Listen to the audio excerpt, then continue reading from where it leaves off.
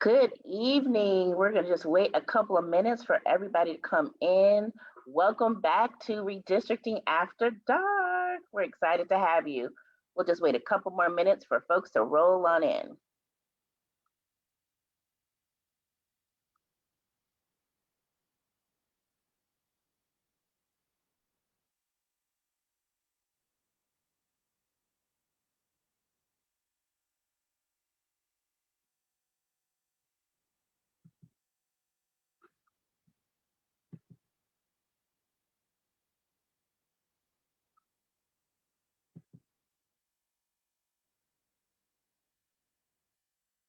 So thank you again, everyone, for joining us for our second Redistricting After Dark.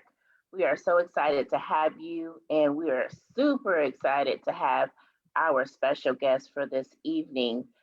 We know that today, May 25th, is a really important day, a somber day, as we remember the life of George Floyd and his life taken so senselessly and tragically, but in the spirit of justice and equality, we want to continue to do the work that we have assigned to our hands.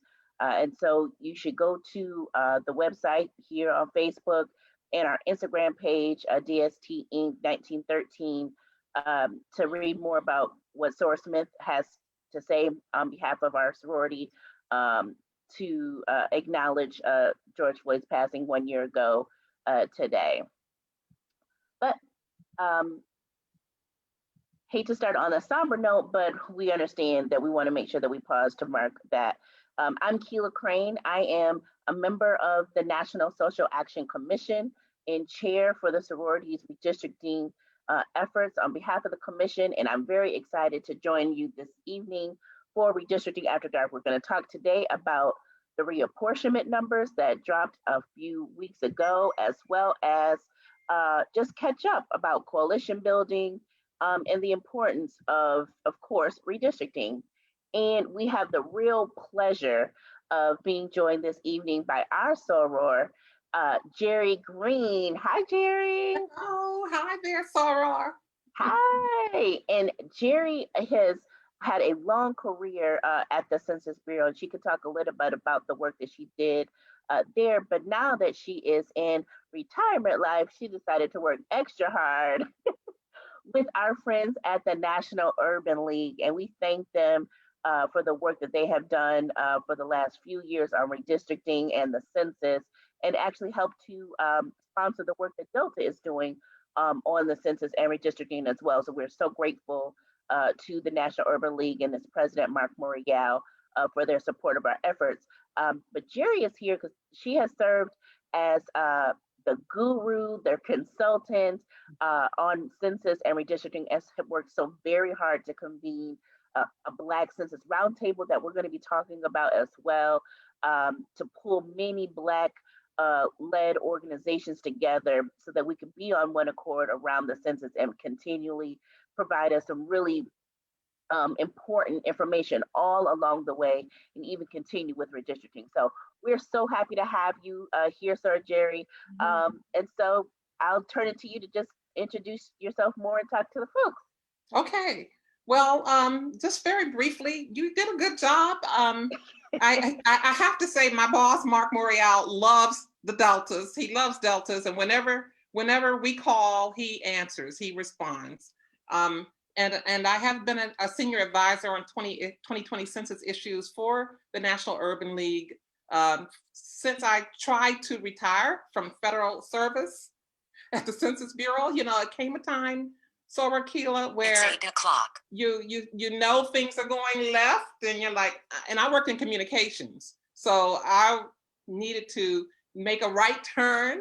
I looked at my years and said, you know, I can do more outside because there's some things that I'm going to have to say that can't be said here. So I did leave after 22 years of service with the Census Bureau, and it's just been a roller coaster ride with all of the challenges the census has faced in the last year, which we'll get to. Absolutely, so, I bet. And you have been rocking and rolling on all of that. So SARS and friends, feel free to leave us questions in the comment box. We're going to get to them as we talk. And of course, redistricting after dark. This is just a relaxed way. So get comfortable. It's not going to be stuffy. We're just going to be talking about this really important issue in a really cool and different way. So, Jared, let's go back a little bit and let us talk about census. What is the status of the 2020 census? Well, believe it or not, the census is not over.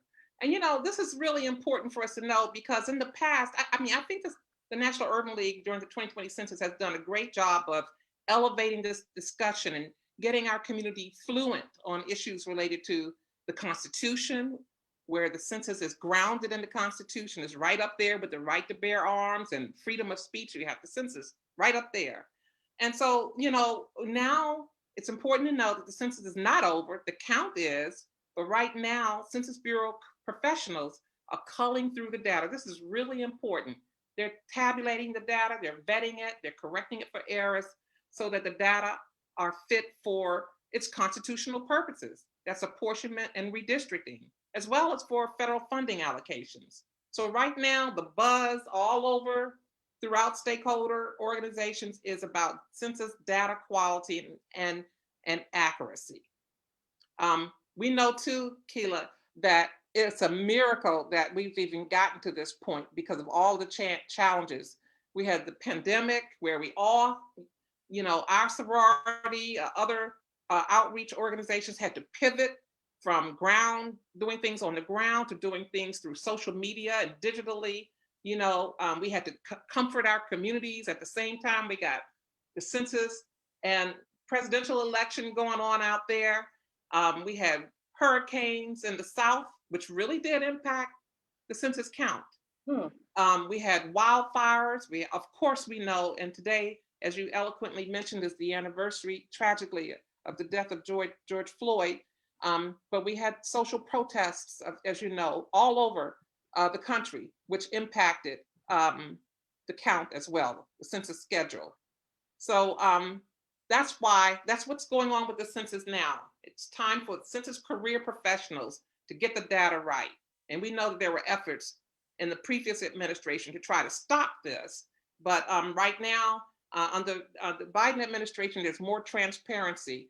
And we're just waiting now for the redistricting data to come out so we can see how these legislative districts are going to be drawn. Now, is this something that typically happens, Jerry, that they go through this combing data, or is that new because of the situations that we had last year?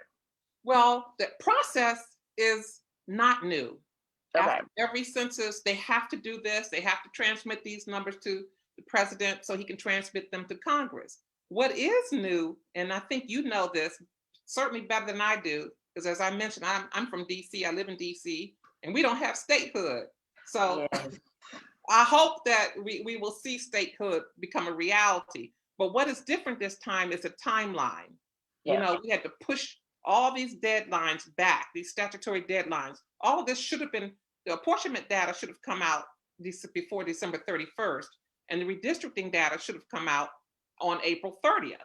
But we had to push it back because of all the operational delays and because of the COVID delays, push it back several months to give the Census Bureau time. Now, the Trump administration, the former administration, wanted all that stuff done before he left office so that he could oversee the apportionment process. And that didn't happen. Largely, we'll talk about the National Urban League lawsuit. But that's what's different, is the timeline has changed. Okay, so just wanted to be clear that the making sure that the data is as pristine as possible is new. It's not new. What is new is just the timeline itself is off by some months. That's right. Okay, great. So we had a lot of buzz, and well, first of all, let me just say hey to the Soras that are joining us from all across the country. We have some of yours. Was it Kappa Phi? Oh my goodness! Yeah, they're on the line. They said hi. That's home. That's home. So they have said hi. We have Soras from California and Nashville and the DMV joining us. We see some folks from Henry County and Georgia alumni. So hey everyone, continue to put where you're from in the chat, as well as if you have any questions, so that we can can get rocking and rolling. And so we saw a couple of weeks ago that there was the reapportionment drop. And we talked a little bit about this on Redistricting Tuesdays on Twitter, which we do. But just want to talk a little bit more about that with you because it was really important. Also, just kind of want to talk about the importance for Black communities and how this reapportionment. So let's level set again about what happened, and I can share my screen if it's helpful to see the map. Sure. Okay. I got my little notes up here, so Okay. we can talk about it. So this is what we learned from the apportionment release last month. It was shocking, actually. We learned that New York State lost an entire congressional seat because 89 people were not counted in the census. They lost that seat to Minnesota because 89 people were not counted. Now, what better example could we have than this regarding the importance of the census? Right. That means that somebody is not going to be represented. You know, somebody's needs are not going to be met. You know, a whole bunch of people are going to miss out on federal funding. But here are some other things we need to understand about the apportionment release. First, apportionment data only reflects the totals for each of the 50 states and then the overall nation. So there were 332 plus million people for the total population of the United States.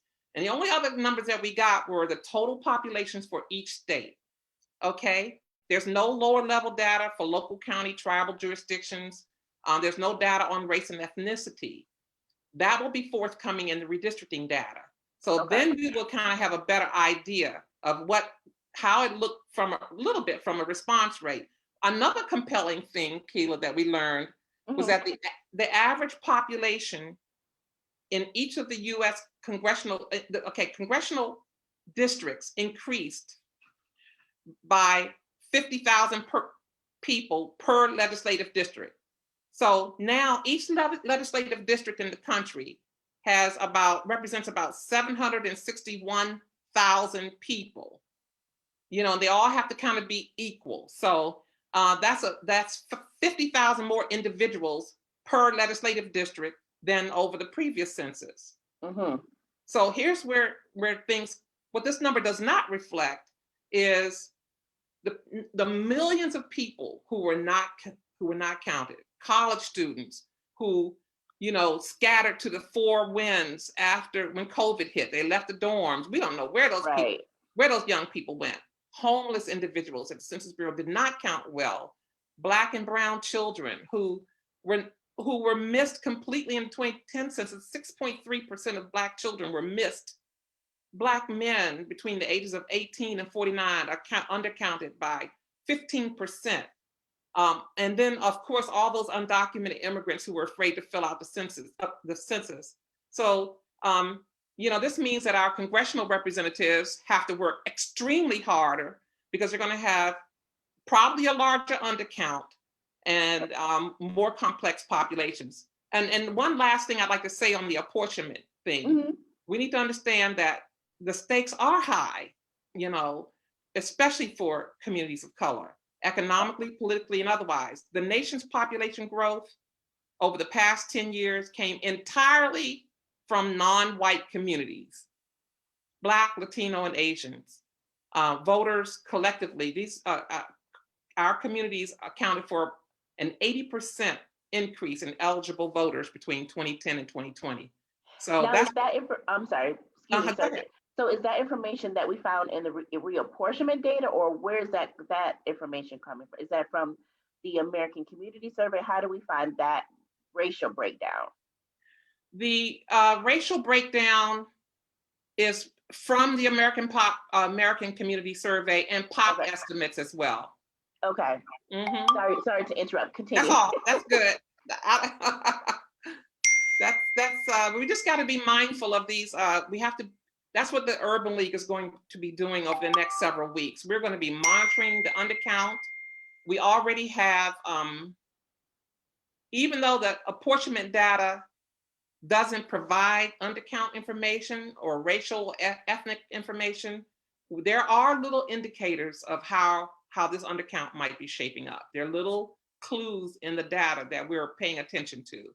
And we can talk about those if you'd like. Oh, so we see your phone. We hear your phone ding. Okay, sorry. Let me silence it. It's okay. That's right. We're informal. We're informal. Okay. So I want to let me see. I don't want to mess nothing up here, Jesus. But let's see if I can.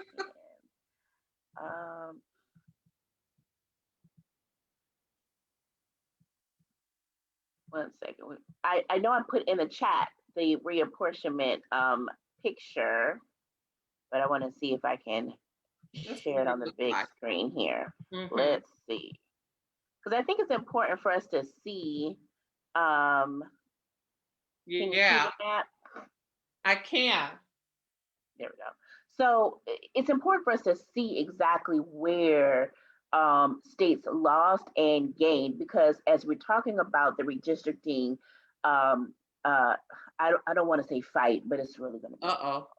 But the redistricting process that we're going to have to undertake, it's going to be very important, both on the states that gained, and I think even more so the states that lost a seat, right? So we see that my home state of Michigan lost a seat again. Minnesota lost a seat. As you were saying, New York lost a seat. Basically, the whole Midwest region of Delta lost a seat, unfortunately. And many places in the upper Northeast lost a seat. Pennsylvania, New York, even Connecticut was, I guess, surprising. That is right, Connecticut. Yes. Lost lost a seat, and then Texas gained 2 seats. They thought that they were going to, I think, gain 3 when we were talking about this early on before the numbers dropped. And Florida and North Carolina gained a seat, and so that's why we were really wanting folks to pay attention to these reapportionment, because they have to draw lines now to either split a congressional seat in half in Texas to make 2 additional, 2, I think, try to do this math right. So you would split 1 congressional into 2 to make 2 seats. That would just make an extra seat. You had to split 2 congressional seats in half to make 2 additional seats, and split 1 in half to make 1 seat. Yeah, that works. But then you're going to have to shrink 2 congressional seats into 1 in order to reduce your number by 1 for your member of Congress if you lost a seat. So that's important, because who loses, right? And even more important, who gains? Because you can add the congressional districts in some place random, and you still have added a congressional seat, right? Like, this reapportionment number is really important when we're talking about redistricting. Anything about that, Sir Jerry? Yeah, indeed. It's interesting. So the Latino population is looking at Arizona. Arizona was slated to gain a seat and it lost a seat. But New Mexico, I think, gained a seat. I'm not sure. I clicked out that. Okay, that's okay. I clicked out the map. I'll go back to it. That's okay.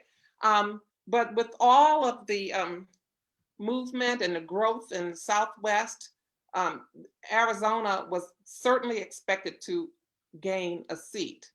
And there is thinking out there that says, well, states that invested in the census kind of did okay, I guess, that maybe that's why, because I'm not sure if Arizona, there's some discrepancy about which states won and lost because of the investment states made in the count. Well, we know New York invested in the count heavily. California invested in the count. Did California lose a seat? I think California lost. Yeah, they invested tens of millions of dollars. And some people are saying, well, goodness, it's kind of odd. I'm not casting aspersions on anybody, and this is a nonpartisan discussion. It is, and it is. But there's some states that either gained or did not lose. And you can take a look at which states those are. And then there are states that lost or did not gain. It's insane.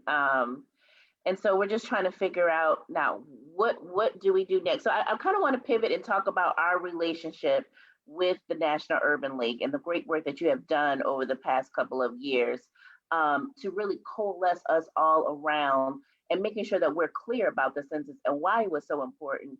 And even you have transitioned into working on redistricting as well. Yeah. So can you talk a little bit about the Black Census Roundtable and what you and President Morial put together? Yes, I have to say that the most important thing that we did overall, because the census speaks in its own language, and you can get lost right away in Yeah. some of the dialogue and their presentations and stuff. So we wanted to establish some census literacy in our community, so that when you talk about the undercount, or if you talk about, federal funding out, people would kind of know, would know and can relate to how important census is to their community. So we initiated the 2020 census Make Black Make Mhm. Black Count campaign. And this was an all-out, multifaceted outreach campaign that was started in 2017 before the pandemic, thank God, to ensure an accurate count of the Black population. Now, this Make Black Count campaign actually began 50 years ago. Wow. Yes, I was doing some research and I was like, wait a minute. So I'm happy to say that one of our sorority's most prominent members in the civil rights movement and former president of the National Council of Negro Women, Dr. Dorothy Height, was an active participant in the Make Black Count movement 50 years ago. That's Can you believe that? fantastic. I'm That's going to send you a picture of her with a big Make Black Count sign behind her. yes, please do. Please do. Yeah, That would be amazing. and also, um, we had, oh Lord, why am I not remembering our soror's name? The New York representative, Shirley So Chisholm, just yes, of course. also was very active in the census count in the 1970 census. 1970 was very special because the Census Bureau said, hey, guess what, y'all, Black people? You out here riding and sitting at Woolworth's counters and making us put water hoses on y'all, blamed us and said we can't come to your community because y'all just out of control. So we were in 1970. We're like, oh yes, you're going to come. You're going to count us. That's a poor excuse. So we established a 2020 Census Roundtable, which is a component of the Make Black Count campaign. In that roundtable, of course, Delta Sigma Theta had a prominent active role in the roundtable. We had the National Action Network, Reverend Sharpton, NAACP, the National Coalition on Black Civic Participation with Soror Melanie Campbell. Yes. And we really did stretch out and reached out to our Black immigrant population. People forget about Black immigrants in Africa. We live next door to that Jamaican or that, Yes. Caribbean sister or brother. We go and, we eat the same foods. And My family in the Bahamas. Hey, my see, family. exactly. So we Yes. reached out. We had the Haitian Roundtable, the Institute for Caribbean Studies, the Black Alliance for Just Immigration. We had Stacey Abrams' group Fair Count, and they still are active members, Color of Change, all of that.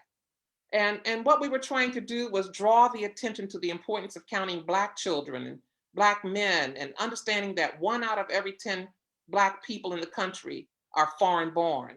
We also highlighted the need to count formerly incarcerated individuals, Yes. people who are re-entering our communities to the tune of some 700,000, well, let's put it like this, 700,000 or more returning citizens enter our communities each year, disproportionately Black and brown.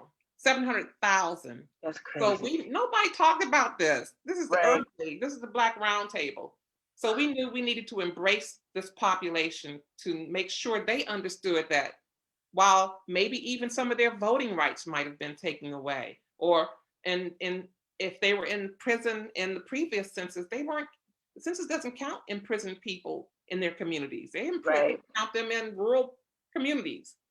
And so we wanted to make sure that these populations who never, no one ever talks about, like we're all, have throwaway people almost, we wanted to make sure that was not the narrative that we were going to find, you And know. so we were able to meet, and shout out to our national president and CEO, Beverly Evans Smith, who was a member of the roundtable. And she deputized some of us to stand on her behalf when she's absolutely busy, Mhm. so that we can make sure that Delta's presence was still there. And I saw one of our co-chairs of the commission, so Rhonda Briggs, in the chat. Hey, Rhonda. Hey, Siobhan. Thank you for your leadership and continue to let Delta's light shine on this important topic. Um, and so we were able to engage, like you all would have meetings, all throughout the year, and even Yeah. during the Congressional Black Caucus Foundation, ALC weekend there in DC, we would meet. And so what are some of the takeaways that you have from the roundtable? Oh my. Wow. Well, one of the takeaways was that we do have the capacity. You know, we were running all over the place, all of our organizations. We were marching. We were, I mean, it's like the Lord just gave all of, our organizations some incredible power. We were all over but it was still important to come together and share. When the pandemic hit, we shared resources and Mhm. talked with each other. We still have the capacity of family. Yeah. Even though we're national organizations, we're still family. That was a takeaway. So where Melanie Campbell was doing, she was going to have she had a digital gospel brunch with one of the Grammy award winning Regina. Y'all know who I'm talking about, Regina King, I think her name is. Um, she had to do it digitally, and then Stacey Abrams' organization, her sister Janine Abrams McLean, they were going to have a bus tour. They had to end up doing a virtual bus tour, Right. and at the same time, we're still feeding babies and doing home loans and more first-time home buyers, And there were a lot of people at the census table who didn't look like us, Soror Keela, Yeah. who all they did was census. They weren't feeding babies, and so and We certainly had to shift on it. yes, We definitely had to shift on the dime with Delta and go from everybody get out in the streets to up, everybody be at the house, and how's this gonna look? That was really what spawned Redistricting Tuesdays. And shout out to our headquarters staff, particularly Rachel Weinberger, for helping us be a presence on social media, because we were going to be lost if we yes, because we couldn't be out in the street because we didn't want anybody to get sick. So yeah, that was that was huge. And we yeah. couldn't go say out there, I mean, from we learned a lot about messaging too. And Hmm. so what we had to do was boil down all of the census dialogue and what mainstream, if you will, for I don't know what a good word is to say, but for the broader organizations, um, even other communities of color, what they were saying. And so what we had to do for the roundtable was pick and say, this doesn't apply to us. This does. This is what we need to focus on. So I had to craft messaging that really related to the roundtable members so they could take that messaging out to their communities. And then, of course, ultimately, we had to resort to litigation. And we Yes. sued the Trump administration. Can we talk about that? Sure. And before we pivot to redistricting, let's talk a little bit about that work. So what spawned that piece of litigation? Well, as Mark would say, Mark Morial, he said, and he said this every opportunity he's had, he never thought for a second that the way this would all end up is the National Urban League would have to file suit against the Census Bureau, but really it was against Secretary Ross and the Trump Yeah. administration. Ultimately, what happened is the the former administration was forcing the Census Bureau to wrap up everything. It was called the Census Rush. And they were trying to cut off the period, the door knocking period, the time that most of our population, most of the Black and Brown population relies on people to come knock on the door. Even though the internet was out there and for the first time, people are still skeptical. So you got to send the troops out to knock on the door. Well, the former administration wanted to cut that short. And they wanted the Census Bureau to rush the apportionment numbers so that he could have, the former president, the opportunity to apportion the House seats. Well, the National Urban League said, hold on, slow down, wait a minute. We're not going for that. And that our communities need time to fill out the census form. You've stopped and started and fits and, bits and pieces, all of the operations. Now you want to rush the Census Bureau staff. And that's why we sued, because the people needed time, and the Census Bureau career professionals, non-politicians, needed the time to do just what they're doing now. And so we know that they're landed into a settlement. Is that right? Do I remember that correctly? That you all settled?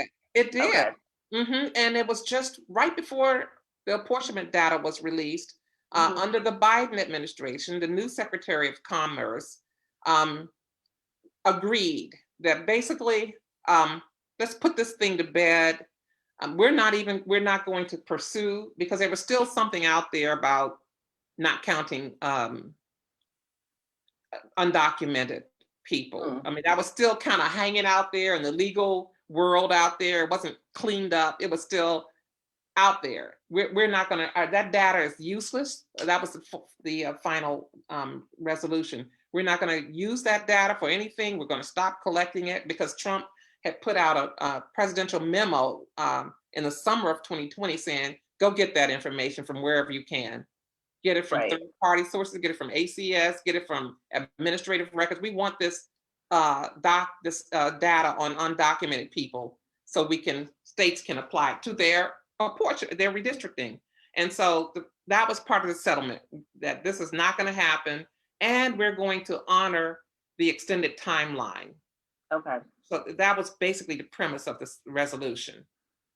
So Soras and friends, make sure that if you have any questions for Sora Jerry, please put them in the comment boxes so that we can ask them while we have her, because we only have a little bit more time left. We're going until 9. So let's talk now about redistricting. What is the National Urban League doing on redistricting? Well, before we go on redistricting, I want to alert everyone to a very important, since we're talking about fluency on census issues and data. One of the most important documents that's going to come out is called the Post-Enumeration Survey. Now, the Census Bureau said they were going to get it done by the end of this year. Now it's kind of creeping into 2022. But that is going to be the definitive document that's a report card for the census on how well it counts our populations. And that's the Post-Enumeration Survey, or they call it PES. So be on the lookout for that. That's going to tell you how many people of color by race and ethnicity were counted, those who were just left out altogether, whether they were renters or owners, of, all those indicators of economic, but as it relates to redistricting, I know that the Urban League has, we've had a roundtable discussion on redistricting. Okay. And there were some points, we had experts come in and talk about that issue. And I know that I don't believe the National Urban League will be, or its affiliates, and I should say that the National Urban League has 90 affiliates across 37 states that provide services to our communities, and they serve about 2 million people each year. Wow. Yeah, exactly. That's the home loans, the economic empowerment part of the Urban League that has been going on since its inception.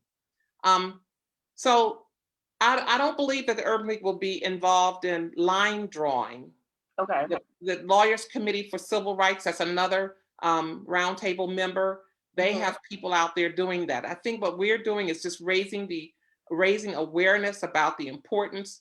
We are advocating, for instance, that we were a part of a sign-on letter that says, because there are some of these states that want to try to use alternative non-census data to draw legislative lines. They want to use the American Community Survey data. That's not constitutionally grounded. They may want to use data that excludes non-citizens, or old data, or data that is biased to achieve partisan advantage for their gerrymandering efforts. So we're raising the alarm on that. We wrote a letter. Stakeholders signed on to a letter to members of Congress saying states should not use non-census data. We're also advocating that states ensure independent, nonpartisan, citizen-driven redistricting processes across the states to ensure that there's equitable line drawing on maps. And we're asking people to check early to see, people are real fast now out there when they want to accomplish stuff, don't want folk to know about it, changing deadlines, telling folk, you can't bring water to people who are standing. I'm just talking about voter suppression. There are other forms of suppression too, because this nation is changing, Soror Keelan. Yeah. And the majority, it will be a majority minority country quicker than folks think. Populations are not replenishing in Vermont and Maine and Connecticut and other places. And so we want people to check early to ensure that they know how redistricting will be conducted in their state, how the public will be engaged. Will it be face-to-face hearings? Will it be virtual? A lot of rules have changed. It's going to be by conference calls. Will there be ample notification of these changes? So just staying on top of the process, And of course, we're encouraging states to engage the public now. Don't wait for the redistricting numbers to come out. Start beginning to identify communities of interest that share representational needs and things like that. And we had a question in the comment box so how do we engage our representatives? So we want the representatives to start to engage with us, but how can we be proactive and engage our representatives? And which representatives should we be engaging? Well, it's that old pen to paper thing, about write your representative. Nikila, you're in the state legislature. Help me out on that. Yeah. So my home state of Michigan, so we have an independent citizens redistricting commission that we established here.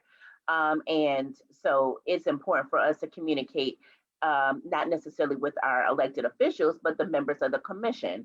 And so if your state has a commission, then you need to talk with them because they're the ones that are going to be drawing the lines and doing the public engagement part. But if you still have a state legislative driven process, then you do need to talk to your state elected officials. But of course, we also know that redistricting is not just about the congressional level and the state level. It goes all the way down. So you're talking about your city councils, your county commissions. Yeah. So you need to talk to those folks as well, because your state level folks are not going to do the city work.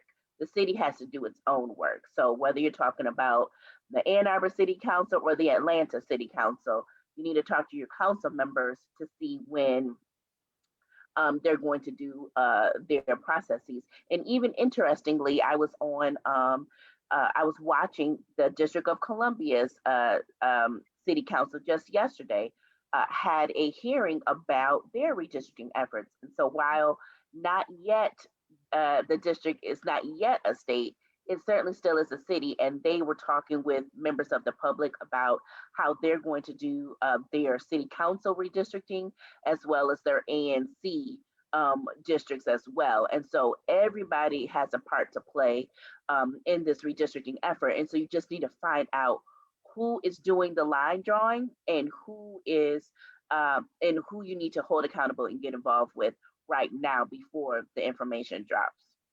That's real interesting about, because like you said, even though we don't have statehood yet, not yet, yeah. Because redistricting,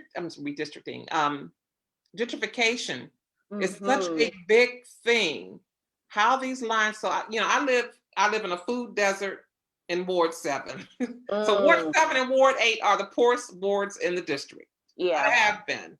We don't have a sit down. I think we just got an IHOP. We have like one or two grocery stores that for some huge number of people. whereas just going over the bridge to Capitol Hill, they're like 8 grocery stores over there.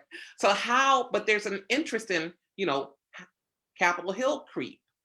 Is a line, am I going to be in Ward 7? There's a lot of political, especially as the racial constitution of the district hangs in the balance, Right.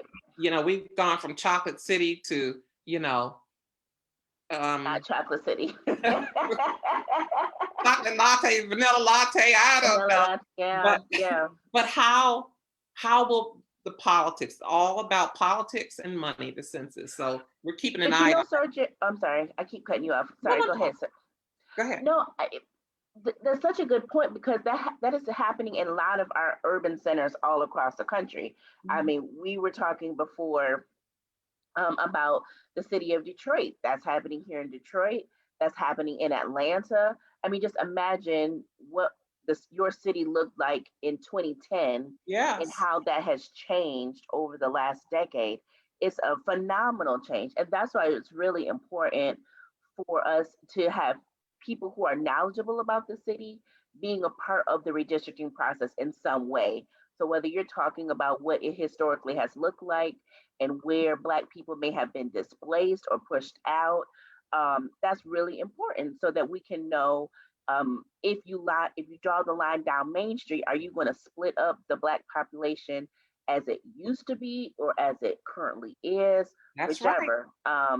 It's about diluting power dilution. We're talking about school board, schools. Okay, my school, this school is now in a whole different district, and it's just it's going to be interesting.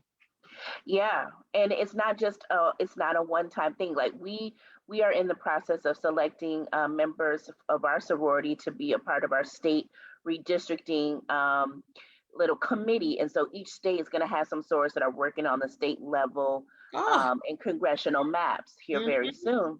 Mm-hmm. But those who are not selected for that committee need not to be sad, because you have work to do on the local level. So this is not just a state level, congressional level thing. Everybody has a part to play in this, and so that's why it's really important for us to get the information and get engaged. Yes. Another thing I think I would like to mention too is about the Congressional Black Caucus. Okay. And, the census numbers and the redistricting process and all, that's how the Congressional Black Caucus came to be, because of the census count and the representation of the Black population in these legislative districts. So you want to look at how that's going to be affected. And I'm happy to say that the Congressional Black Caucus was very active in our roundtable, the 2020 Census Black Roundtable too. Right.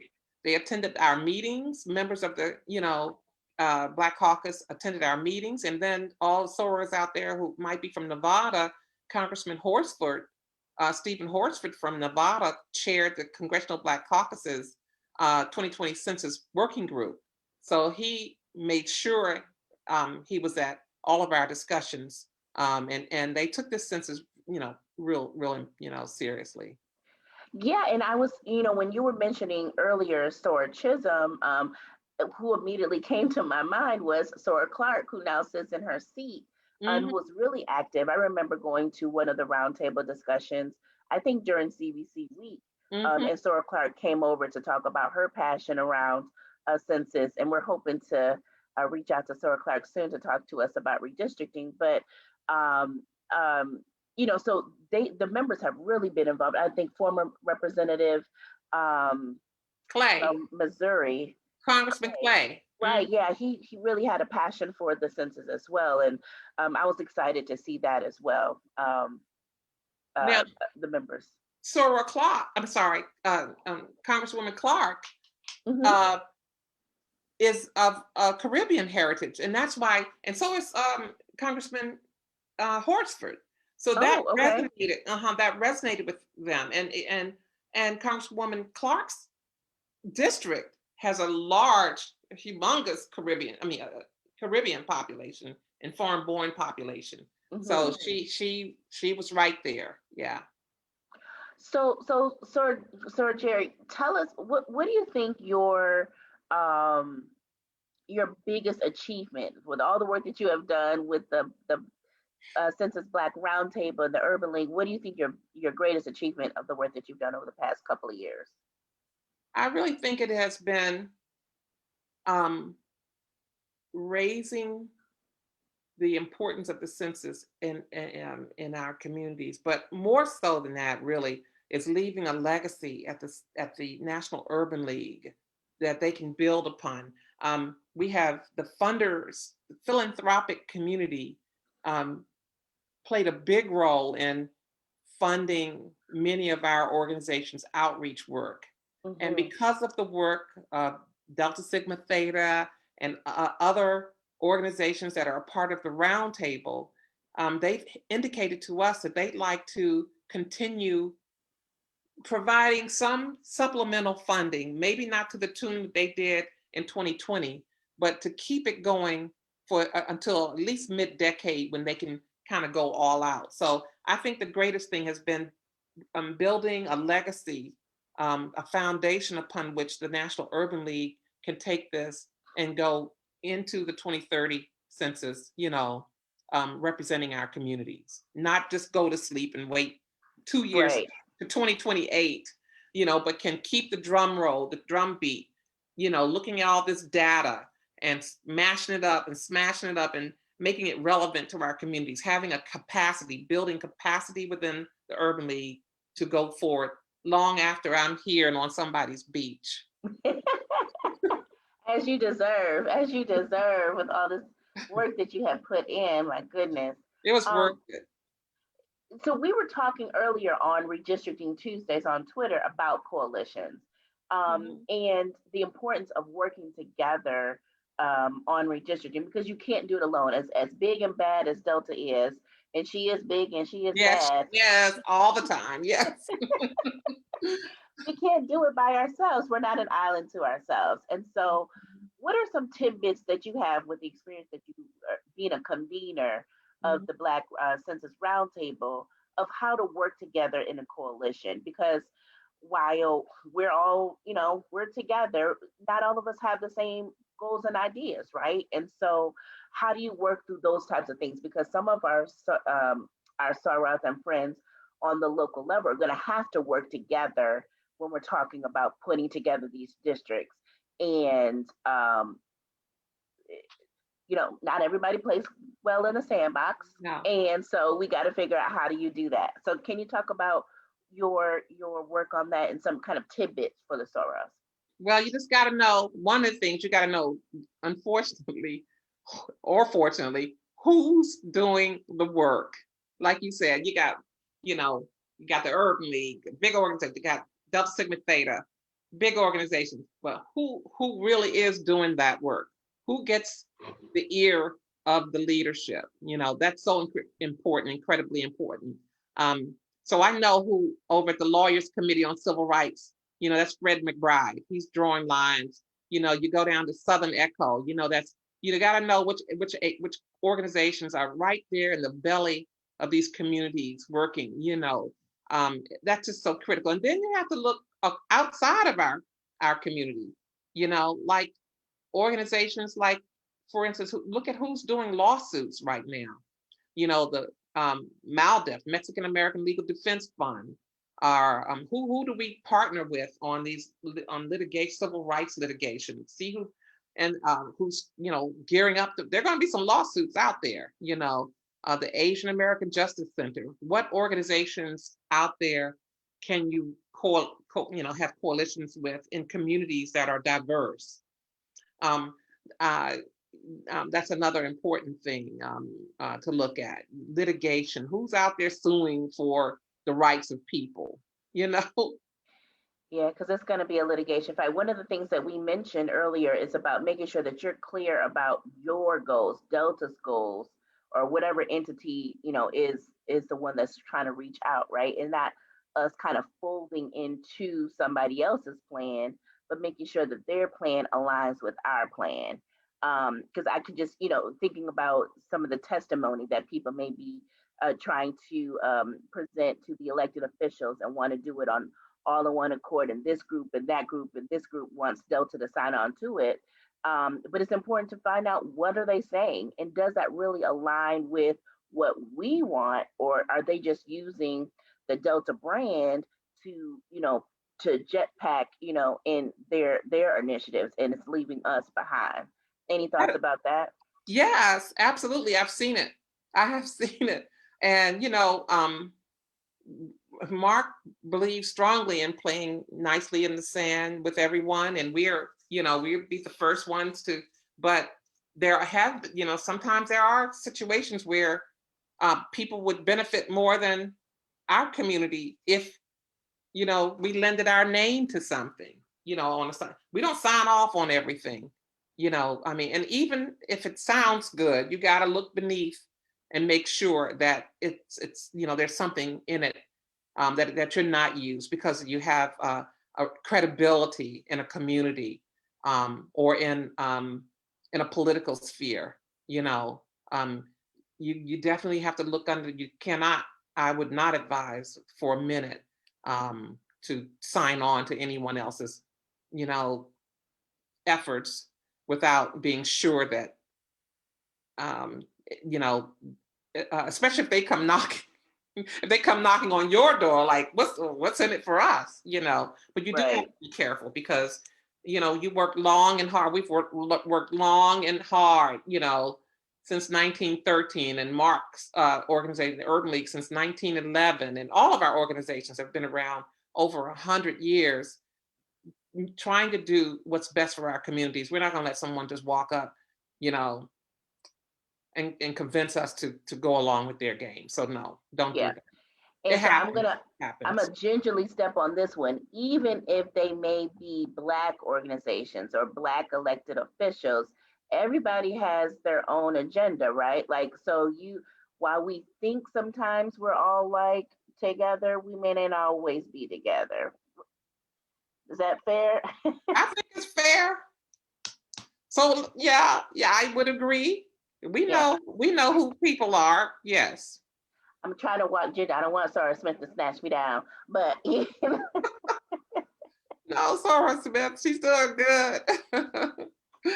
But you got to be real about it. Like, I think Sarah Smith that's something that Sarah Smith really has championed, is working together with her sister and brother presidents through her administration to do things together, right? Because she says we're all in it together, which I 100% agree and follow her leadership as well.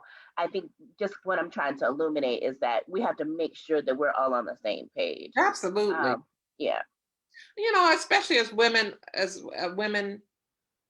driven organization, women-based organizations, and sometimes organizations want you to do all the work, Right. You got to watch that too, you're going to do all the heavy lifting, and we know how that works out there as women, Yeah. Mm-hmm. So it doesn't look like we have everybody is loving the conversation, which is really exciting. We don't have a lot of questions right now, so I'm gonna kick it to you, Sarah Jerry, to leave us with a couple of final words. Maybe at the last minute, some stars and friends will drop a couple questions. We still have well over 200 folks watching. Wow. We've had almost 60 folks share this conversation about coalition building and reapportionment. And we have seen more stories come in from Texas. I've seen so many from the Texas area leaving comments in the chat. And my folks in Michigan, so I'm still going, I have to go home or stay home or whatever. So I got to shout out my folks here in Michigan. But I've seen it, some folks from even Maine and New Hampshire. Wow. So we got folks from all over watching this really good conversation. But any kind of takeaways or final thoughts, Sarah Jerry? Just, as it relates to the census and empowerment, these are going to be critical times. The stakes are so high. The fight is going to get more intense. It's going to take the courage that we have as women of Delta Sigma Theta to fight. We're leaders. Don't forget that. And there are different levels of leadership. You know, you can be a leader in your ward, in your city, in your county, you know, in your state. Don't underestimate all those things that were instilled in us as we were becoming women of substance and members of Delta Sigma Theta. Use those talents because it's, you know, we're going to need all of that in the future. And don't sleep on how desperate, frankly, people are to retain power at any cost. That's what we're seeing. You know, be prepared for the fight and stay together. You know, call up those cues. Tell them, come on, join us. You know, and the other Divine Nine. We have power immeasurable. So I would say that. You know, we're leaders. That's how we got here, and use that leadership. Use your voice. You know, to attain equitable choices in our community. I would say, just don't sleep on your own power. The power of one. The power of our organization. As Sora Smith would say, the power in our voice. There you go. There you go. Absolutely. Well, Sora Jerry, it's been a pleasure to see you and to talk with you again. I'm so excited that we were able to do this and that you were our first guest on Redistricting After Dark. Woo! We got to kick it off with the Sora. I I'm love so it. I excited. love it. I love it. I love it. And so good night to all of you. Don't sleep on the census. All of these dots connect. So don't think this dot ends because nobody's out there knocking on all of these dots connect to empowerment for our people. So thank you so much for having me tonight. Thank you, Sora Jerry. And we will be back with Redistricting After Dark next month. We will publicize it here on Facebook as well as on Twitter. So watch out for our social media channels. And of course, if you have any questions about redistricting as you watch this or even after, feel free to drop us a line here in the chat or send it to your social action commissioner. Shout out again to our social action co-chairs who were on engaging with us, or Siobhan Arline Bradley and so Rhonda Briggs for their fantastic leadership. And thank you to our headquarters staff who have helped us tremendously to do this live. So Missy Daniels, so Rachel Weinberger, and so Kelly James. Thank y'all. Have a good night. Bye. Good night, everybody. Take care. Thank you, Sora Keela. Bye-bye, y'all. Bye. Bye.